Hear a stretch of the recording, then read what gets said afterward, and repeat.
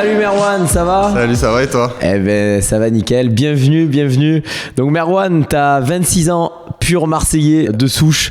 T'as commencé le stand-up en 2020, donc en plein Covid, si je me trompe pas.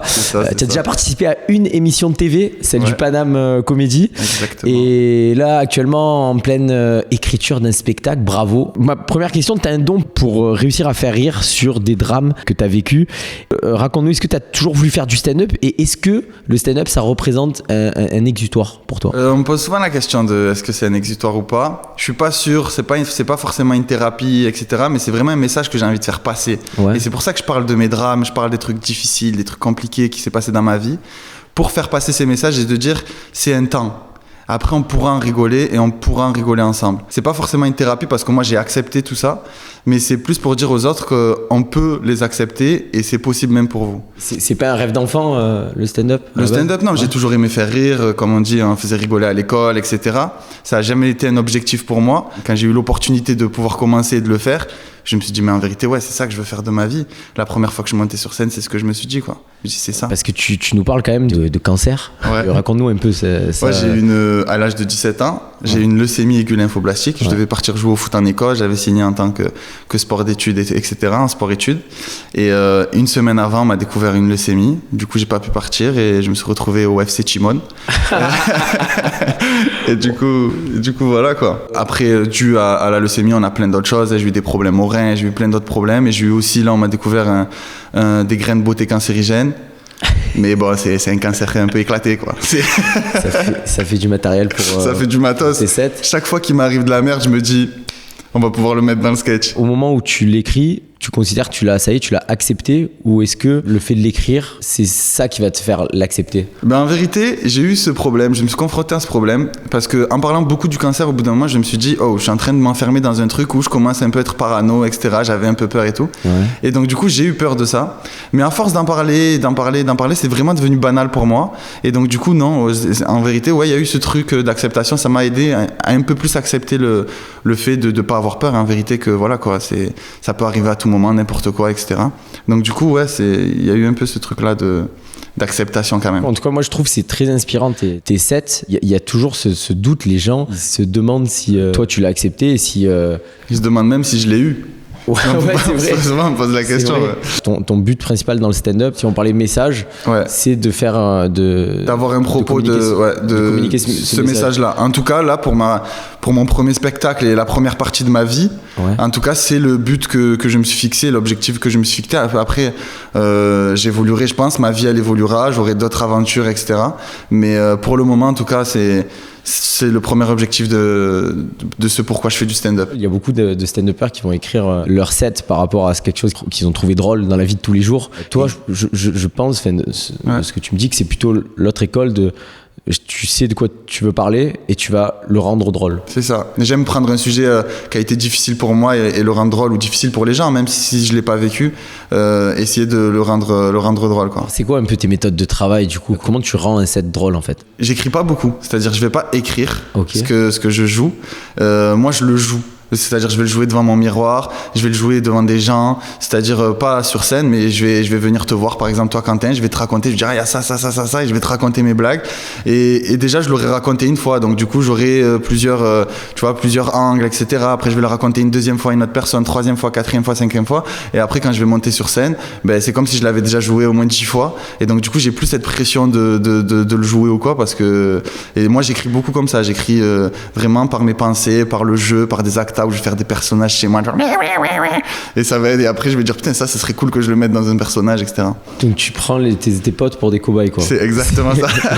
Le bâtard.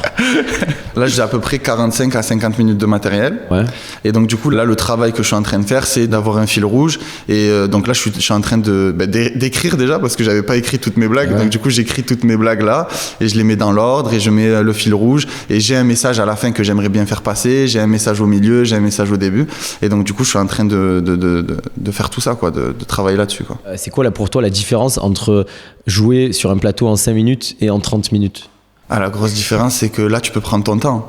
tu peux développer ton propos, tu peux développer ton message, et en plus c'est comme on a dit, c'est ce que j'ai envie de faire et c'est ce pourquoi je fais ça.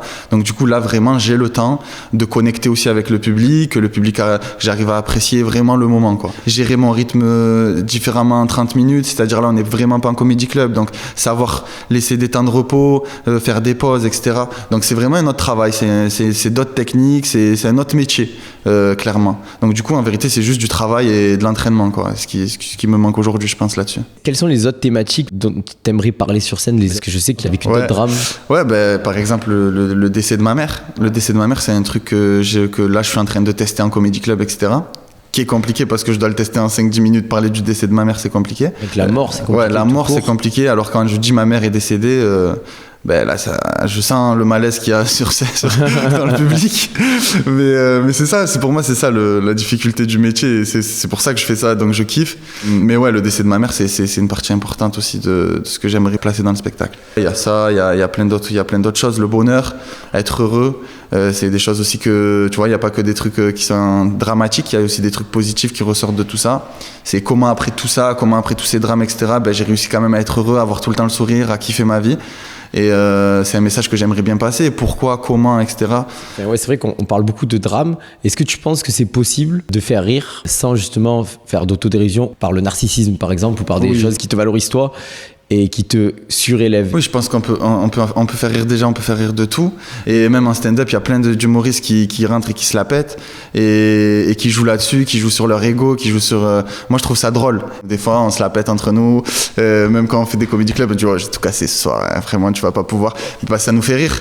Donc, je pense que si ça nous fait rigoler à nous, ça peut faire rigoler le public aussi, tu vois. Tu peux pas venir et être vraiment narcissique. C'est comme si tu peux pas venir faire des blagues racistes et être vraiment raciste. Au bout d'un moment, il y a un truc où le public, il sent si tu as de la bienveillance, si c'est vraiment pour rire, si c'est ironique. Mais comme je suis en train d'écrire là en ce moment, je dis je vais vous expliquer ce que c'est le stand-up. Le stand-up, c'est moi qui vais vous raconter ma vie de merde.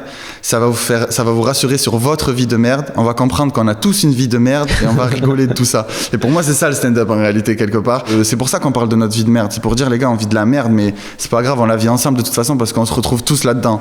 Donc c'est ça le stand-up aussi. Et c'est ça qui est incroyable, c'est que tu vois, même des gars comme Gad Elmaleh, on sait qu'il est multimillionnaire, mais il arrive à te faire croire qu'il a les mêmes problèmes que toi. C'est ça. Que sa carte elle passe pas à la banque alors que c'est pas vrai. Alors que c'est lui qui a la banque. Ouais, c'est la banque. Moi, ma banque. Et oui, c'est ouf. Écoute, on a monté là un peu ton set. Ouais. Si t'es chaud, on va le regarder ensemble. C'est trop bien. J'ai tellement galéré avec les meufs qu'une fois j'ai matché en Angleterre, je suis parti. Bon, ça va pas marcher, je sais pas parler anglais, mais non, c'est un délire. Après, je suis revenu en avion à Marseille. Il y avait une mouche. Je me suis dit, c'est ouf qu'une mouche anglaise d'être retrouvée à Marseille. Ouais, je suis parti la voir, je lui ai dit, qu'est-ce que tu viens faire à Marseille? Elle dit, non, non. Mais Ran, tu comprends pas du tout. Marseille, c'est le paradis, il y a les poubelles partout. Je l'ai croisée 2 mois après, elle était comme ça. Comment t'as eu l'idée de ce set, le set de la mouche? En gros, j'étais au travail et le mec il me dit putain, et on était loin, on est parti à 2 heures de route. Il me dit putain, tout le long, il y a une mouche, elle était dans la voiture, j'ouvrais la fenêtre, elle voulait pas sortir. Je dis putain, t'imagines, la mouche elle était à Marseille, elle se serait retrouvée à Toulon. C'est un truc de malade. Et de là, c'est parti là-dessus. Ah ouais. Je me suis dit, c'est drôle. Pris à l'extrême. Je me suis dit, ouais, c'est ça. Et je me suis dit, mais c'est vrai, c'est ouf. Genre, elles décident pas de leur life. Genre, elles se retrouvent dans un autre pays. Elles parlent pas la langue. Tu vois, je pourrais le pousser encore plus loin, ce sketch, en vrai. Il est incroyable.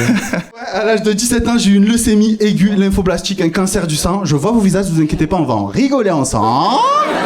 Et moi, j'ai tout fait à l'hôpital. J'ai vraiment tout fait. J'ai même passé mon bac de français à l'hôpital. Le jour de l'examen, l'examinatrice, elle est venue dans ma chambre d'hôpital. Et elle m'a dit un truc extraordinaire, vraiment chuchotant. Elle m'a regardé comme ça, elle m'a dit, Merwan, si t'es fatigué, je le fais à ta place. Je suis éclaté, frère. Elle a fait tout l'examen à ma place, je vous jure que tout est vrai, elle a fait tout l'examen à ma place, j'étais trop content, je commençais à faire des musiques dans ma tête. T'as pas de cheveux, mais t'as le bac. J'ai eu 6 sur 20. Tout est vrai, j'ai eu 6 sur 20, je me suis renseigné sur elle, elle était prof d'art plastique. Je voulais la tuer. C'est vrai ou faux là? C'est vrai de ouf. Tout est vrai là? Tout Vraiment? est vrai. Quand tu dis tout est vrai, tout est vrai. Elle a fait l'examen à ma place, elle m'a dit Merwan, si tu es fatigué, je peux écrire à ta place et tout. À la base, moi je devais lui dire et elle écrivait. Et après, quand je commençais à lui dire, elle voyait que je faisais faux sûrement. Et elle s'est dit vas-y, je le fais à sa place. Elle m'a dit vas-y, t'inquiète, c'est bon, je le fais à ta place. Du coup, elle a fait tout l'examen à ma place. Et je suis arrivé, je crois que j'ai eu 8,5 sur 20, mais ça sonne mieux 6. Mais je crois que j'ai eu 8,5 sur 20. Et alors qu'au bac blanc, quand je l'ai passé normal, tu vois, j'avais eu 18. Et j'ai eu 8,5 sur 20, je voulais vraiment l'insulter. Mais non. Après, pour l'anecdote aussi, il y a un prof qui vient me voir et qui me dit l'examen il est passé, etc. Je devais attendre les résultats. Elle vient me voir et tout. Elle me dit Merwan, voilà, je suis désolé. Elle me croise dans l'ascenseur. Elle me dit je suis désolé, je vais te le dire et tout. Mais t'as pas le bac. Je dis, bah écoutez, c'est pas grave, j'ai un cancer. Franchement, le bac, j'en ai rien à foutre. Et après, elle revient 2 heures comme ça. Mais moi, je suis vraiment désolé, mais en fait, t'as le bac. J'ai dit, bah tant mieux. Mais tu étais en plein cancer, t'as passé le bac pendant ton Sous cancer? chimio. En plus, ce jour-là, j'avais les chimios. J'avais déjà passé des épreuves quand j'étais pas malade, mais il y avait des épreuves obligatoires. En fait, si tu as 0, c'est éliminatoire. Donc, du coup, tu peux pas avoir 0.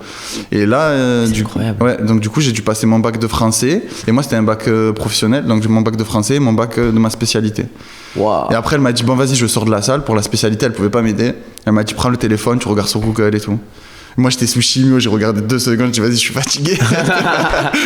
mais c'est incroyable ça. Ouais, c'est ouf. Mais je le raconte dans mon spectacle où l'école, ça a été une partie importante de ma vie. Pas parce que j'étais intelligent, parce que j'étais con. Et mais vraiment, c'est une partie importante de ma vie parce qu'elle revient souvent dans mes drames. J'ai fait un BTS. Et comme je te dis, les drames reviennent tout le temps. Ma mère, elle est décédée à 1h30 du matin. Et moi, j'ai passé mon BTS à 9h du matin. C'est-à-dire, j'ai vu ma mère décéder à 1h30. Et après, j'ai dû me poser la question, est-ce que tu vas passer le BTS ou pas?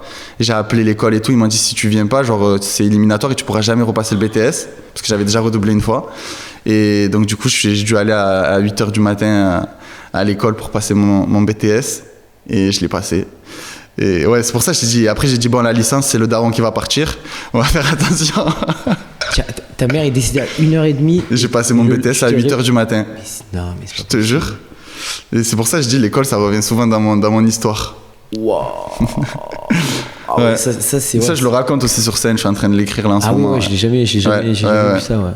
Ah oui, ça c'est. Et c'est rude à raconter un peu. Ah ouais, c'est fort là.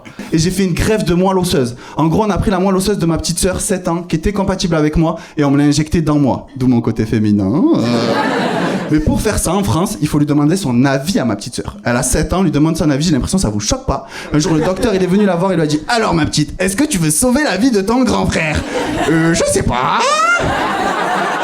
Il est méchant quand même, hein ?» Là, ma mère, elle s'énerve de ouf, elle lui envoie un reverse slicer dans la tête. Elle lui dit une phrase extraordinaire, vous l'avez jamais entendue, c'est impossible. Elle dit tu tais, tu obéis et tu donnes ta moelle maintenant, ok? Ça aussi, c'est vrai. C'est vrai aussi. C'est vrai.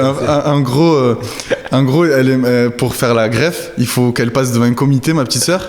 Et elle est obligée de passer un comité, c'est plein de médecins et qui viennent et qui lui posent des questions et qui lui disent bah, donc du coup tu sais ce que c'est la greffe, est-ce que tu es d'accord? Et moi ma mère avant de rentrer dans le comité, je m'en souviens, elle prend ma soeur, elle lui dit attention, tu dis non, je te tue. Parce qu'on se caguait, parce que si elle disait non, c'est très rare. La moelle osseuse, il y en a qui vont le chercher aux États-Unis, quoi. Parce qu'il faut être compatible. Et compatible de frères et de sœurs, c'est trop bien pour la greffe, parce que tu as plus de sens de l'accepter, quoi. Oh là. Et de pas la rejeter. Donc du coup, il y avait une vraie pression, tu vois. Et ma sœur, en disant non, elle m'aurait mis dans la merde. Jusqu'à aujourd'hui, elle me le dit. Hein. Et donc elle a donné finalement du coup. Elle a donné, bah ouais, elle avait déjà pas le choix. Et ouais, elle a donné, mais en vérité, c'est rien. C'est quelque chose qui se régénère. Donc la moelle osseuse, c'est quelque chose qui se régénère. Donc du coup, il y a pas. Tu peux en donner.